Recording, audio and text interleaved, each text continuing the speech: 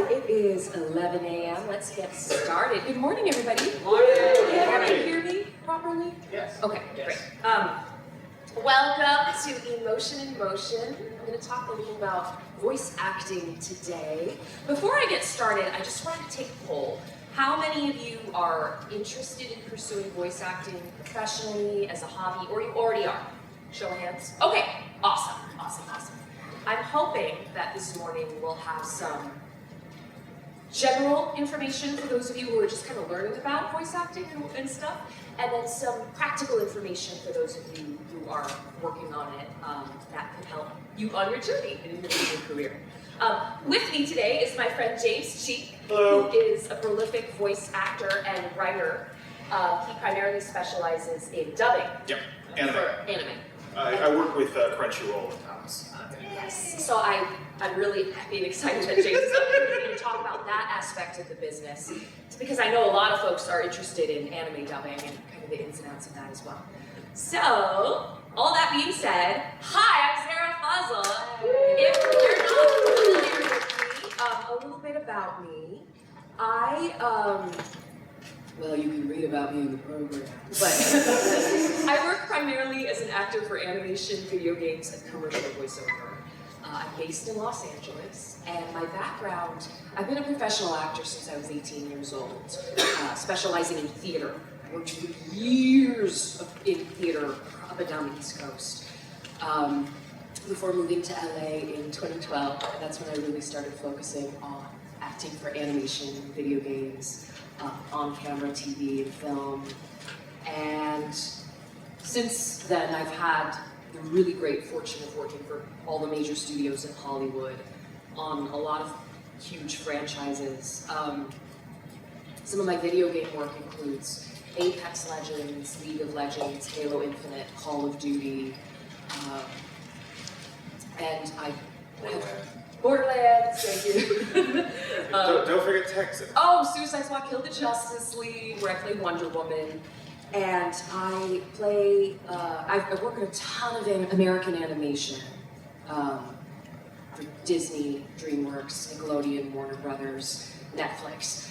And from preschool to adult sitcoms, I've done a ton of stuff, and I love it. I love it. And another thing I do is I'm passionate about teaching and sharing my experiences, and I occasionally will coach students on auditions in LA. I love taking a good audition and making it sing. Because over the years, I've developed a knowledge of the different styles. Each network has a different style. And each casting director, there's specific things, people enjoy. And so I just love thinking about this stuff. I love talking about this stuff. And I'm really excited to share a little slice of that with you today. I love what I do. And I used to be out there in the audience at these conventions as a teenager growing up. And I love to go, I love to ask questions, I love to absorb, and I love to see people making a living doing creative work. And conventions are such an amazing place. It's a nexus of people who are creative, who are all making stuff. And I want to say, the fact that you're all here in this room today is a huge step. Give yourselves a round of applause. Because the fact that you cared enough to show up at this convention and to meet and be in community with all these creative people shows that you have a passion for this. And that, I think, is the #1 ingredient, truly. Especially for voice acting, for animation. I had expert subject area knowledge of cartoons growing up. I would watch the credits of Disney Afternoon, and I would start to pick out voices I would hear. Like, oh, that's Jim Cummings doing his tenor voice. Oh, that's him being really gruff. Like, oh, wow, that's Jim too. Like, I would start to pick out. Literally, I'm sorry to interrupt. We have a server dedicated to Jim Cummings? Yeah, he's amazing. He's a vocal chameleon. And not just him, Kath Soucie. Oh, she was queen in the 90s, and I would pick out her silky, sultry tones. And, so many. Rob Paulson, the late, great Dana Hill, the late, great Christine Cavanaugh. Like, I grew up listening to these voices and absorbing it like music. And so then going into the industry, I had It was an instinctual knowledge having inhaled this material. So really, a passion for what you do is so key to success in this business. So I wanted to start out by saying that. It is a very competitive industry. There's a lot of people who want to work on cartoons and video games, but I also want to mention that voice acting is so many things. Any voice you hear in the world, a voice actor was usually hired to do it.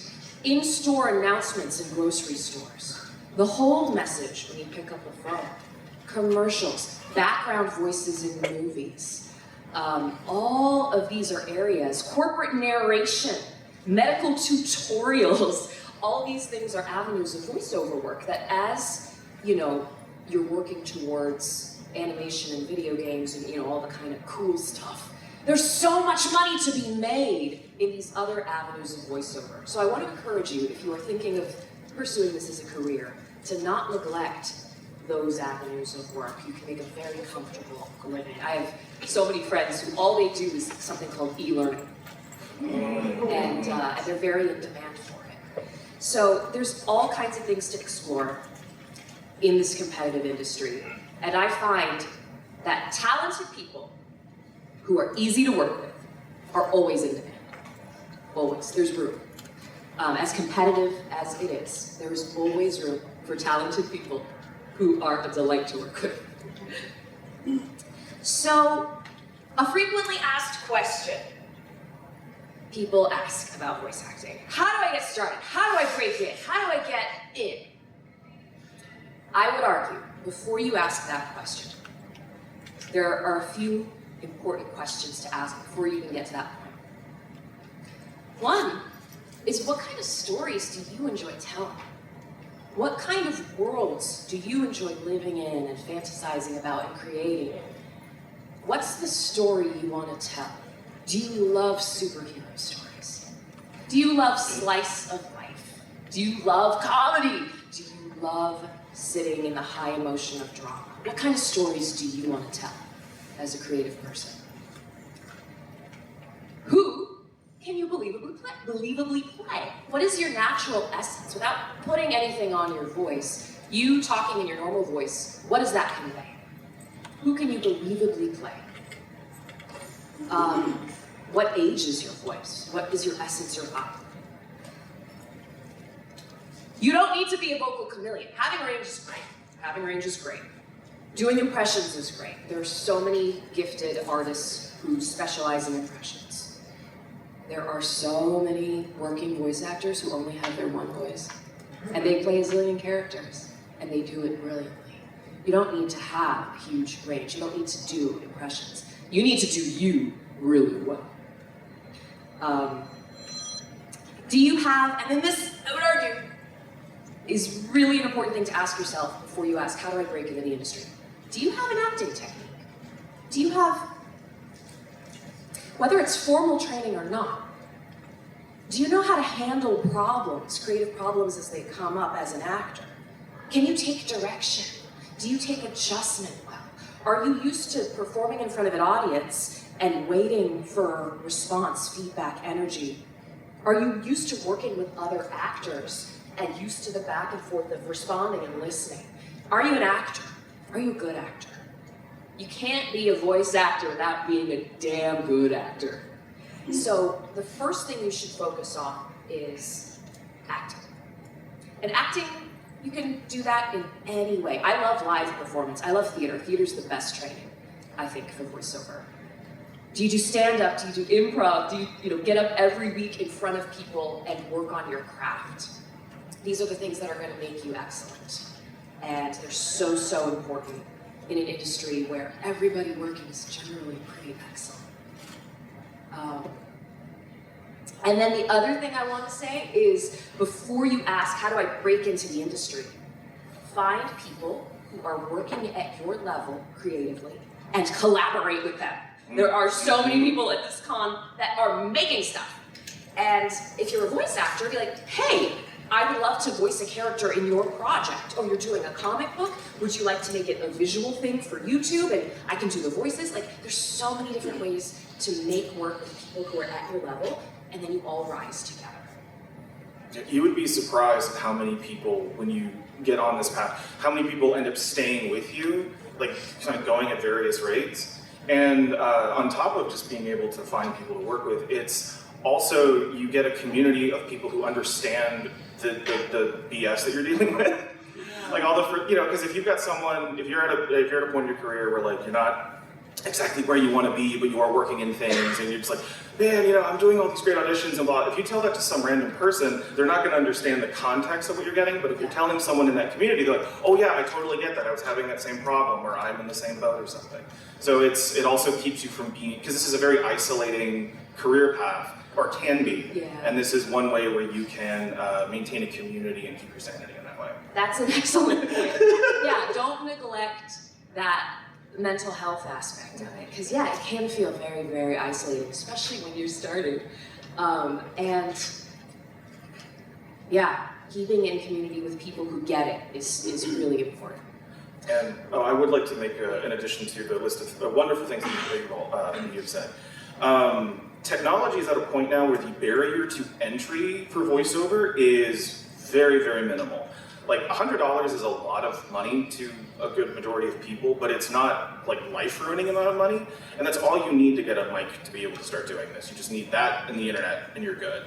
Breaking in professionally is a completely different beast. It is its own many-year-long path. But if you just want to do this, if you just want to have fun, if you want to do fan projects, if you just want to, get in, make goofy voices, and then go about your day, and this is something you want to devote to, but it's not something you want to devote your life to, that's valid. And figuring that out, answering that question for yourself is an important part of the journey. Yeah. So don't feel less than if all you do is get work on like Casting Call Club or something like that. I just had a conversation with one of the best actors right now at Crunchyroll. He was talking about how he got his start in My Little Pony fan projects. And I'm like, I got my start in My Little Pony fan projects. So like, it's a perfectly valid avenue for just doing it, or even getting into the professional space. That's awesome. So, be a good actor. How is acting for animation different? And there's a key thing that makes acting for animation different. You're still creating a character. You're still doing all the work that you would do for any other medium. But for animation, your first audience member is the storyboard artist who is receiving your recording and has to create to your voice, to your performance. And so the element of acting for animation is a visual one. And this is the thing that I think it takes people the longest to make that switch when auditioning or working on voiceover roles for animation, is learning how to think visually without the aid of any visuals of your body being captured. How do you put that motion in your voice? And that's something I want to talk about today. And what do I mean by that? The question you should always ask yourself is, who are you? What do you look like as the character? What's your physicality? What's your general attitude or emotional state? Your voice is going to change naturally if you're a character who has a rigid, straight spine and you're, it's sort of transforming into a type A thing and you start to feel that energy, versus if you slump and your character is somebody who maybe, has a posture that's a certain way. It starts to bring something naturally out of you. And you can hear that, and the animator can hear that in your performance, and it inspires them. So who are you? What do you look like? Where are you? Where are you? What is around you, and what is happening around you? Your performance is going to change if you're in a library and you're talking to someone and there's a librarian watching you, versus if you're in a snowstorm and you have to talk to the person over there. So visualizing where you are and what's happening around you informs your performance with so much. Another thing is, who are you talking to and where are they in relation to? If I'm talking to James here, it's just, you know, you can hear me right here. But if I'm talking to you, sir, with the beard, then I need to project a little more. So all these things change over the course of a scene, right? So by always imagining you're the character, it's you. You're in the physicality of the character, and you're in that world, it immediately is going to inform your read with so much richness and depth and variety, and give the animator, the first audience of your performance, the inspiration for the little things they can put into the character. It's the highest compliment when you meet a storyboard artist, which is the first step of the animation process in American animation, and they say to you, oh my gosh, you gave me so much good stuff to draw, so much good stuff to work with. That's the highest compliment as a voice actor. So always be thinking about these things as you approach your voice acting work. How do you figure these things out, right? The script usually has great clues and context for where you are and who you're talking to and what your general attitude is. But if it doesn't, let's say you get a script that's really, really pared down, no guidance, then you get to do whatever you want. Do what delights you. Set it in your, within the context of the story, if you're given one. Spend a little time living in the story, practicing story. Richard Horvitz, who's an amazing animation voice actor and animation coach, says people spend time practicing lines when they really should spend their time practicing the story. And I think that's so true. So, another thing to think about, if you're not given any context, or even if you are, what's your physicality in the scene? Are you reaching for something, and can they hear that in the line? Are you yawning on the line because you're tired? Like, all these little physical things you can put in inform that richness. So that's kind of what I wanted to cover about something that I think it takes years to develop that sense of a physical life of the character. It's not just reading something off the page. How do you make it come alive off the page? That's how. You put it in your body and you visualize your world. And now I wanted to chat with you, James, because I want to know about the approach to working on characters that are already fully animated. Yeah. Like, what is your process behind that, and how much of your physicality is informed by what you're seeing already, and vice versa? Yeah. So for dubbing anime and dubbing live action to also an extent, the process is a bit more technical. Because you're basically doing everything that Zehra had just said, but now you have this much space to do it. And so it's about you have more assets in some ways because you are because it has already been animated, someone has already performed. So even if you don't know the language, you can get the kind of emotions that are going on. That you have a lot of things that you can pull from to inform your interpretation of how the scene's going to go. But even then, like how animation or how voiceover is recorded in Japan is different from here, where they record to storyboards, if I remember correctly. Whereas they're just in a group and there's just storyboards and everyone's just kind of like reacting to something. So they're not. Whereas you are helping create the storyboards in your performance. In America, it's very often the recording first and then the storyboards. Right. Japan is still kind of doing what I do, where they're responding to something that's already pre-made, which means that sometimes there's a disconnect between the Japanese performance and what ultimately ends up getting animated. So you're also having to make decisions of like, do I stay true to what I'm seeing, or do I stay true to this other thing? A piece of advice that I got from Sonny Strait, who is the voice, he's cool. He's the voice of Usopp in One Piece and Maze Hughes in Full Metal Alchemist. He was saying like the best way to understand the emotional intent of a character is just look at their eyebrows. That's like just because like the anime sort of like storytelling tropes, a lot of physicality is much more overblown than it is in American animation sometimes. Very expressive. And so like just looking at how the eyebrows are drawn can give you a lot of information. But I'm trying to like like codify it in a way, because it is a very specific thing. And I think it's more, for me specifically, it was more about how I learned how to play music. Because I was in band in high school, and like I never really kept time that well. I just paid attention to everyone around me. I just listened really intently, and that's really what you're doing when you're watching it. It's more about active listening than it is like looking at the image, because in an ideal world, the scriptwriter's already done. As someone who does script writing for Crunchyroll, like that is my job, is to pay attention to the animation and structure the script such that it'll just sort of flow naturally for an actor and match the flaps and things like that. So you're not necessarily having to think about the technical stuff. You're just listening to like what's, like how's it being projected, what is this, what is the scene, all this other stuff, and then you're filtering that through how you want to interpret the character.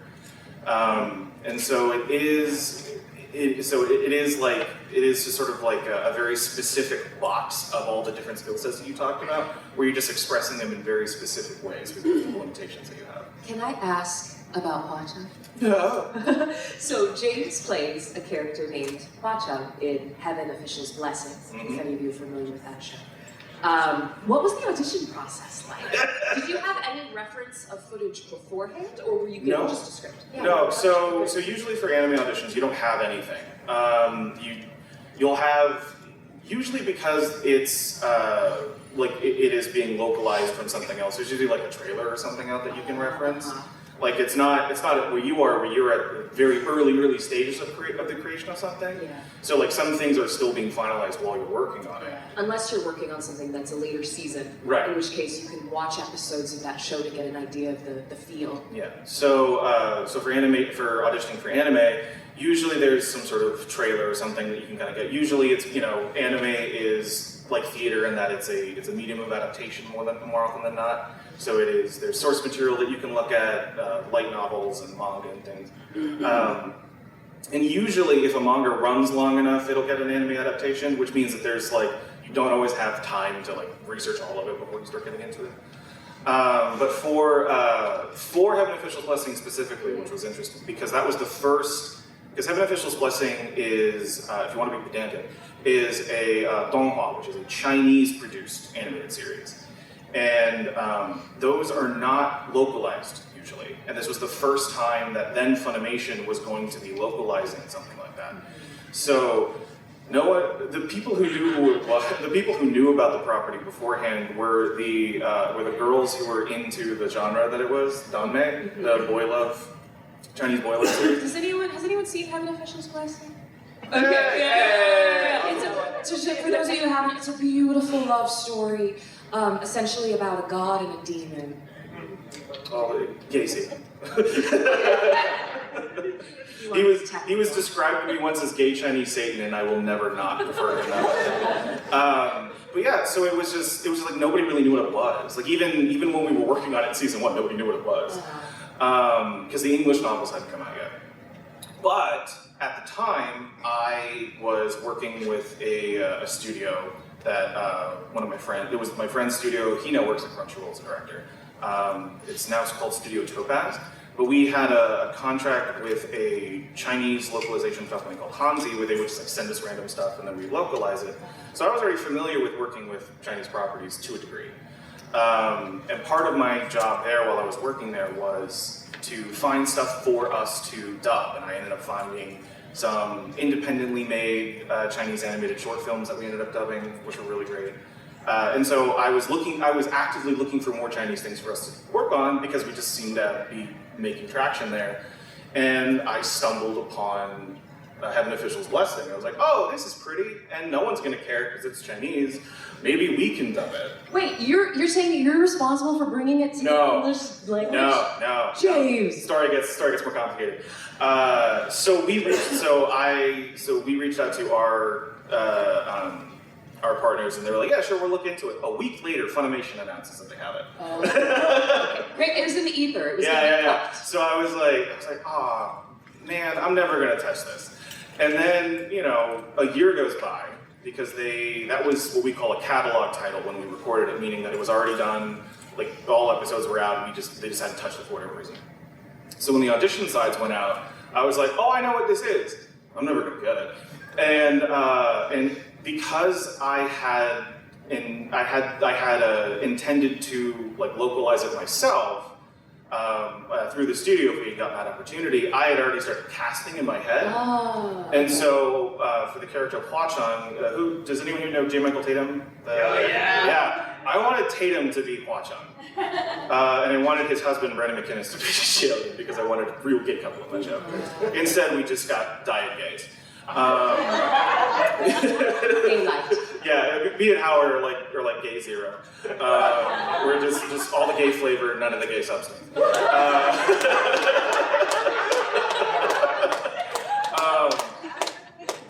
So because I had known that I wanted Tatum to do this, and he has a very he has a very specific archetype that he falls into, I just did my Tatum impression for the auditions. Oh, so you based your an interpretation of how another actor would do it, kind of like a prism that your voice went through. Yeah, I had this very clear idea. Well, it was a mix of like, this is how I wanted him to sound, and this is how I knew Tatum was going to make that happen. Yeah.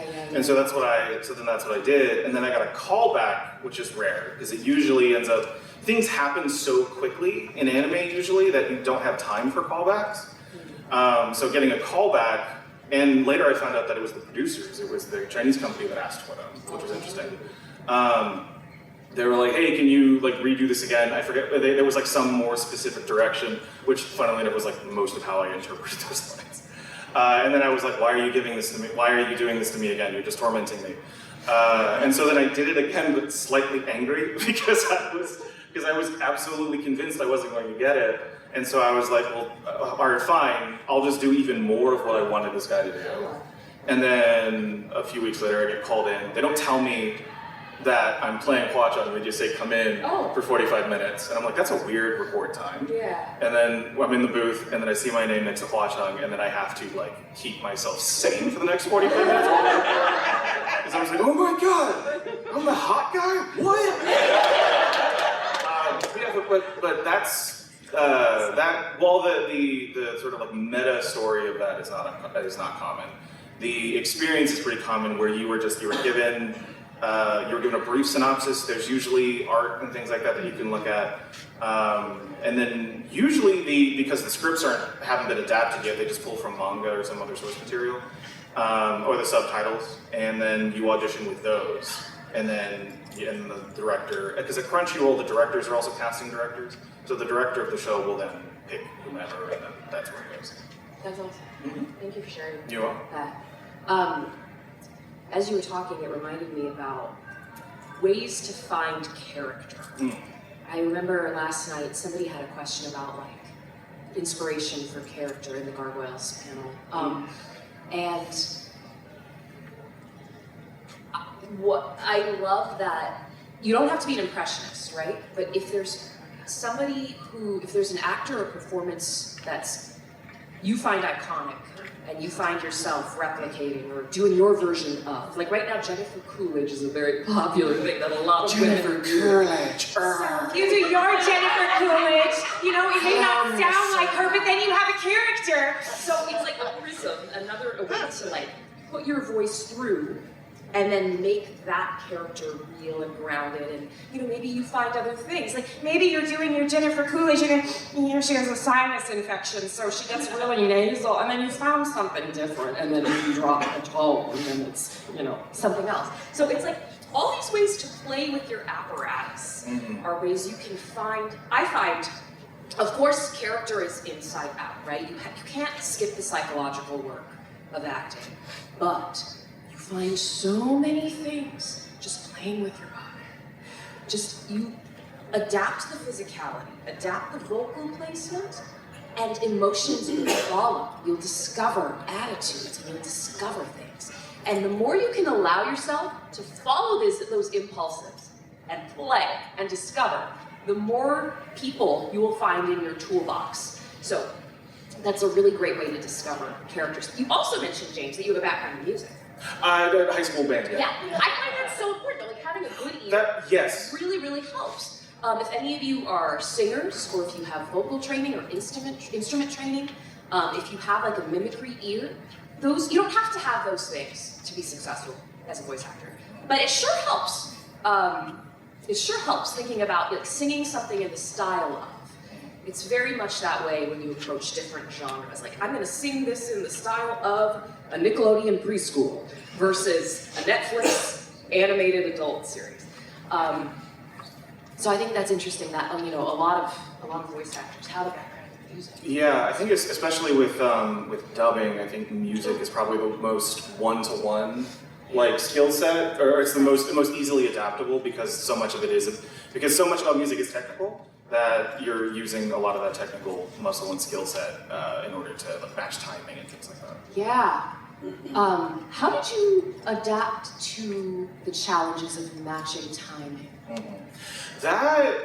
And let me just explain for anybody who isn't sure what that is. Often when you're doing ADR or dubbing, there's 3 beeps, and then after the 3rd beep, you begin speaking, and you are trying to match picture as best as possible. And it's much easier said than done. Yeah, it's one of those things where like like dubbing actors, we kind of roll our eyes whenever like a Miyazaki movie gets localized, because we're just like, yeah, film actors, they know what they're doing. Not that they are bad actors. It is such a technical skill set that not everyone can adapt to that specific. It's it's like, yeah, you can shoot a 3-pointer, but can you shoot a 3-pointer blindfolded? Now, Even Clark can. Yeah. Oh. But can you shoot a 3-pointer on a bicycle that someone else is riding? Yeah. And so it's it's just different ways of implementing it. It's not always even animation as well, like original animation. Yeah. Not a lot of like so much of like film and television as your face is not anything else, because there's so many like mid shots and stuff. That paying attention to how you're delivering a line versus what your body is doing is somewhat more important. And so like I've noticed at the very least, if I'm watching television shows, especially like long-running procedurals, there'll be someone where like their face is doing all the work and their voice isn't doing anything. That's interesting. And it's like, oh yeah, that would not have translated well if this was just a purely Yeah, medium. and I think for those of you who have a background in on-camera acting, what I've been talking about is one of the biggest challenges is how do you translate those acting skills into specifically acting for animation, which is where you have to spur the visual imagination of the audience. Yeah. On that note... Oh, I didn't answer your question though. Oh, you didn't? No. Answer it quickly and then to move on. Right. So to answer your question, it is like acting to flaps is just a lot of it's learning how to make decisions very, very quickly. Yeah. Because you don't because you can preview the line once, and so that's usually just like when you're making all these decisions, and then as soon as it starts going, you just sort of hope to God that everything happened, and you launch yourself, and then that's and then you land, and then you deal with it afterwards. But like improv, things like that, where you learn how to make connections very, very, very, very quickly. For me, that is how I learned how to do it. Do you find that you have an internal clock that kind of keeps the time? For instance, I do a lot of like 30-second commercials, and I've just got this sense, I'll do it once and they're like, you're 2 seconds over. I'll do it again and it'll be right under 30. I'm not thinking about it, but internally, there's like a clock that's calibrated to, it's keeping the score, it's keeping the time. Have you experienced that? Yeah, as the more I do it, the more there's definitely like hey, we need to we need to speed this one up a little bit, and then it's like the read is almost exactly the same, but it's just like 2 frames shorter or something, and that's all you needed to do. So it's something that you develop. I think some people are more conscious about it, but it is sort of a natural byproduct of doing the job. Yeah, that's fascinating. All right, I need a volunteer, please. Oh, that was a very aggressive hand. Blonde wig. Come on up.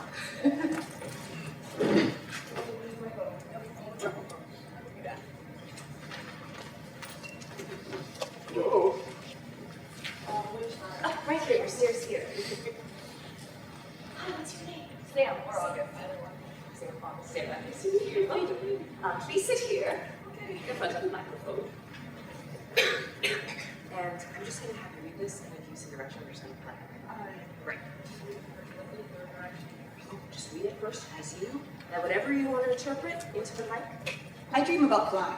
Not really flying, more like floating. Like it starts out I'm running really fast, and then the terrain gets all rocky and steep, but I don't slow down. I just climb higher with every stride. Before I know it, I'm floating. I'm going so fast my feet don't even touch the ground. I'm up in the air and I don't know, free. It's this incredible feeling. But then I look down, and the minute I do, everything changes. There I am. I'm floating high above the earth. Nothing can touch me, right? I'm free and I'm safe and it hits me, just like that. I'm completely, utterly alone. And then I wake up. I've never told anyone that. Great, awesome, Sam, really great work.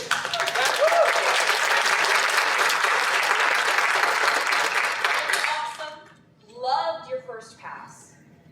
For the second time around, I want you to be in a coffee shop. You're sitting across the table from your best friend, who you have a crush on. You also have 3 espressos.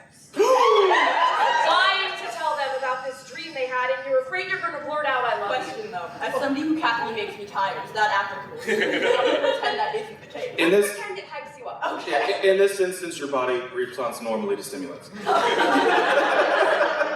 you're ready, go. I dream about flying. Not really flying, more like floating. Like it starts out, I'm running really fast, and then the terrain gets all rocky and steep, but I don't slow down. I just climb higher with every stride. Before I know it, I'm floating. You've never come. Oh God. I'm going so fast, my feet don't even touch the ground. I'm up in the air, and I don't know, free.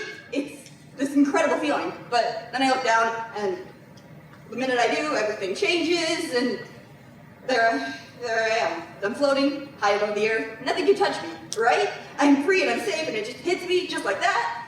I'm completely, utterly alone. And then I wake up. I've never told anyone that.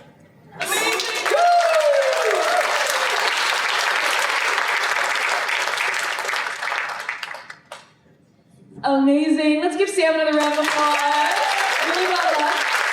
Okay, did you notice how the direction of the coffee and the talking to somebody you're afraid you're going to confess your love to? So much cool emotion came out in that second read. And you know, there was so much, you were with the energy. We were like with you in that coffee shop. Really great, really great. Just simple adjustments of your imagination changes something off the page so much. I need another volunteer. While she was thinking, I do want to mention something that I really liked about that read was that is that you didn't maintain the same energy the whole time. That's something that I have done, where it's like the energy, and you just like it's the same level the whole time. I think part of it was just sort of like a basic mechanic of looking down and reading and pausing, which is great. Use it. Like that was a thing that happened, and it fed the story.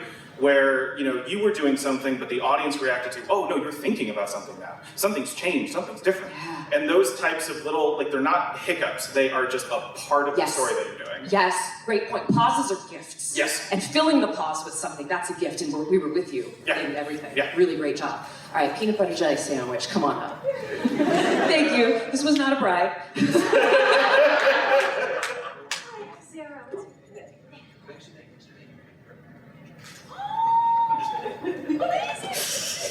Oh yeah, this is right too. And you're just gonna do it as yourself. Have a seat. Whatever way you would like to do it, whenever you're ready, go for it.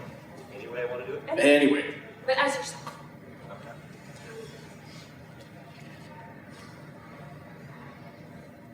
I dream about flying. Not really flying, more like floating. Like, it starts out, I'm running really fast, and then the terrain gets all rocky and steep, but I don't slow down. I just climb higher with every stride. Before I know it, I'm floating. I'm going so fast, my feet don't even touch the ground. I'm up in the air, and I don't know, I'm free. It's this incredible feeling. And then I look down, and the minute I do, everything changes. There I am. I'm floating high above the earth, and nothing can touch me. Right? I'm free, and I'm safe, and it hits me just like that. I'm completely, utterly alone. And then I wake up. I've never told anyone that. Oh.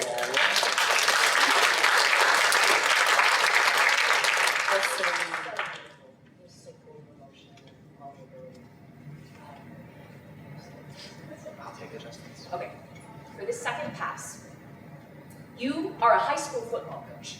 You are on the stadium, and this monologue about your dream is a pep talk to the team to go and take the state championship. Also, yes. All right. That was a very good question to ask. Yes, heightening of the stakes. Yeah, well, and not even just that. It's like it's specific context. It's like, okay, we're doing this thing. All right. Well, what's one more step? What's one more step? What's one more step? Figuring out that like exact context is part of interpreting the script, and that was a very good instinct. Also, you have head lice. No. Go. All right, go Bulldogs! All right. So, guys, I want to tell you about a dream I dream about flying. Not really flying. More like floating. Like, it starts out, I'm running really fast, like you did, Cooper, on the first quarter. But then the terrain, it gets rocky, right? Like the game so far. But I don't slow down, and we're not slowing down. I just climb higher with every stride. Before I know it, I'm floating. I'm going so fast, my feet don't even touch the ground. I'm up in the air, and I don't know, free. It's this incredible feeling. But then I look down, and the minute I do, everything changes. There I am. I'm floating high above the earth, nothing can touch me, right? And I'm free, I'm safe, and it hits me just like that. Completely, utterly alone, but we're a team. And then I wake up. I never told anybody that. Let's go!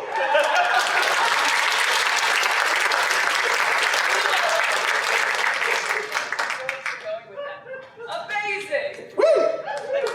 Oh my gosh, so good. Give Nick another round of applause. So you see, same script, same words, two totally different interpretations. And that's what casting directors are hearing. And, you know, this is an example of, there's no context here, right? There's no character info, it's just a monologue. You're totally bringing your imagination to it. But it just goes to show there's no one right way to do a character. You don't have to figure out the right way. You have to figure out your way and make it as real and vibrant and alive as possible in your sensibility. Like always, it sounds cliche, but you have to have fun while you're doing this stuff. You have to make it fun for you. I said the animator's your first audience. That's actually a lie. You are your first audience. You have to tickle yourself. And if you feel like you're working in that energy of play and having fun and like making choices that are really fun for you, that's a really great place to start from. And that is easier, that is actually a thing that you have to keep relearning too. Because it's very easy to get stuck in a, well, this worked before, or, well, this casting director thinks this way, or something like that. Like trying to game the system a little bit. And those aren't necessarily bad instincts, but when they start overshadowing having fun in the booth, it takes the life out of everything that you're doing. Absolutely. Absolutely. Awesome. All right, so with the 15 minutes we have left, I want to open it up to Q&A. Yeah, let's start with you. I've been sitting on this question all week. Yeah. Fascinating answer. So, you have a lot of lead roles in animation videos, but you also do a lot of guest spots and supporting roles. Like you'll come in, you'll do Wasabi, Voltron, you'll do Mara, and She-Ra, you'll do Livewire, my image, Superman. How do you supporting characters by their nature have to kind of fulfill their function, acting function? Yeah. So how do you approach supporting characters as if they're like the lead character? Oh my gosh. Why? Or do you think about the narrative function first and also go for like the direction of doing that? This is a fantastic question. That is actually So- a very, very good question. So for anybody who didn't hear, the question was essentially, you should be my publicist. I play a lot of leads, but I also play a lot of supporting and guest characters, and is my approach different in approaching a supporting character versus a lead character? I love this question, and my first thing is,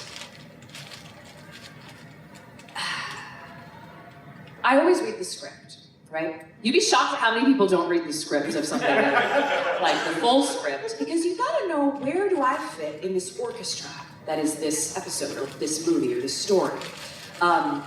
What role narratively am I supposed to fulfill? Am I the comedic relief? Or am I, the heart of the story that's, the audience weighed in? So when I have a supporting character that I know is going to be recurring, I always approach all my characters with, I want to make them feel as real and lived in as possible. So the way I approach a lead and a supporting is not that different. I will say that leads generally tend to be, depending on the nature of the show, a little bit more straight man versus, and again, it so depends on the show. If you're the comedic lead, then that kind of isn't necessarily the case. But the lead is often the audience proxy into the story. It's the audience's heart and truth that you're trying to connect with. And there's usually an overall arc as the lead that you go through. Each supporting character also goes through a little arc of their own, but it might be a little smaller arc. So I really don't approach them that differently, but I will say, playing a lead, you feel a little bit more responsibility to be the audience proxy. Whereas, and something interesting that you should also all know, most voice actors for animation, from the business side of things, work for scale. Scale is a set amount that the union has negotiated with, our union, SAG-AFTRA, has negotiated with the studios, that you're paid this minimum per episode. Whether you're a lead or whether you have one line, it's the same number.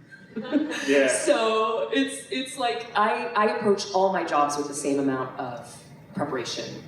And to build on that question, because it is an interesting context for anime, because anime is so trope heavy, I believe this is a difference in just cultural approaches to storytelling.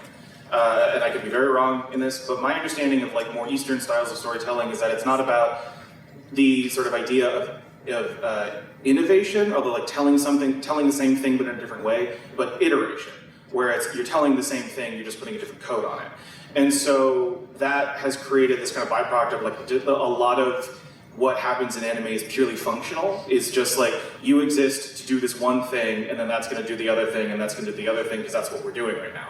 So and most actors in anime, their bread and butter is what we call bits and wallop, which is just the small characters and just group things. So sometimes you get cast as you may have a name, but you purely exist for one function of a scene or one function of the story. And so you don't really have the real estate to give that character a full life. But what you can do is you're okay, so figuring out what you are, and your character design kind of helps, because the tropes are also usually visual. You figure out what you are, what you're doing, and then you're cool, I'm just gonna do that to how the exact way that this scene needs right now. I, for a while, was getting typecast as sexist boyfriends. And so, yeah, so I'm all right, cool, so I'm a dick and I hate her because it's a girl. And then and then that's just all I did, and then I just played that up. I just kind of varied that however much I needed, depending on the tone of the show or the tone of the scene. And and they were just very flat, one-dimensional characters, but they were the piece to a larger whole that made a much more interesting story. And the other thing, back to prelay animation, there are archetypes in that too. Oh, yes. And you get a lot of clues from the script as to who you are in the story. And the other thing is too, you never know when a supporting character is going to be changed into, I think Greg Wiseman was talking about it last night, how the Archmage in Gargoyles was meant to be a one-episode character who died, and then he got an entire arc because the performance was so full and lived in and realized. So there's no such thing as a small part. There really isn't. It's a meal you make of it. Yeah. Thank you. Question? Sure. Yeah. You mentioned, and we were talking earlier before the panel, you mentioned your Corvus is a fantastic teacher. Yeah. Are there any other teachers that are Yes. focused? Charlie Adler is my absolute favorite. He's amazing. So he's so spicy. He's very if foul language is not your thing, don't go to Charlie's classes. But Charlie has the amazing ability, and if you go on his website, he announces his slate of classes. He's a prolific voice actor and voice director. He voice directs on Harley Quinn, the animated series currently, Oh, and God, just a lot of DreamWorks shows. Makes so much sense now. Yeah. And he has the gift in his coaching to meet every person where they're at and give you a little thing to move you forward. I actually, years ago, I took a class with Charlie, and he coached me on the audition for Mara from She-Ra that I ended up booking.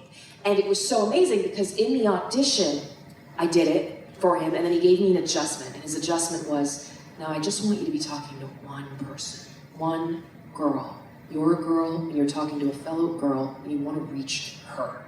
And when I got to the session after I booked it, what the showrunner told me was, we loved your audition because you sounded like you were just talking to one person. I'm like, Charlie Adler, you're worth your weight in gold. I think when I took Charlie's class at your suggestion, I think he told us the same story. Oh, really? Yeah, Oh my God. I don't think he name dropped you. It was like, yeah, I had a student where I just did this one thing, and now our careers happened. I'm exaggerating. Take credit, Charlie. But yeah, I love Charlie. He's my favorite. Other animation teachers, you mentioned Pritzia Bajos at voiceover camp. She's so warm and wonderful, and she works all the time. So yeah, there's a lot of people out there. Oh, D. Bradley Baker. Yeah, he's lovely. His website, I Want to Be a Voice Actor, is what I send everybody to. It's a free resource of so much good stuff. There's a lot of people out there who are teachers and coaches, and people have different styles and different experience levels, right? So it's kind of like finding somebody to date. You want to work with a teacher who meets you at your wavelength and who inspires things in you. So it's like, a teacher I love may not be the teacher for you. That's totally fine. There's such a wealth of folks out there. So read reviews, talk to people who've taken classes with people, but yeah, Charlie is one of my favorites. And I will say in just the anime sphere, because anime is not union, so we get paid even less than scale. We get paid dirt, and so because of that, how anime actors make their career is either getting into other aspects of production, like I have with writing, or conventions, or teaching. And so that's been a really big thing in the past probably 5 years. Is a bunch of actors with very long pedigrees, very successful careers getting into teaching. That doesn't mean they're good teachers. These are people who I admire, love, and respect. Doesn't mean they're good teachers. So keep in mind of like you were saying, like reviewing and just like the background of where this person's coming from, but also like understand that just because they know how to do the job doesn't mean they know how to translate how the job is done. Yeah, it's a different skill set, teaching. Yes, in the tan. Yes. I'm curious about recording dialogue. When you're acting live, you have the person you are talking to, and that energy to work off of. When you're recording dialogue, is there someone there to play off of, or are you recording in isolation? That's a great question. So, before the pandemic, group records were still happening, meaning some of the actors who were in the episode with you, Young Justice was one that was really good about it. There were usually like 5 to 7 of us in a room together at the same time. So you had actors to read with, and that's the best. After the pandemic, it was a lot of solo recording from home, and often you'll have the voice director who will read across from you.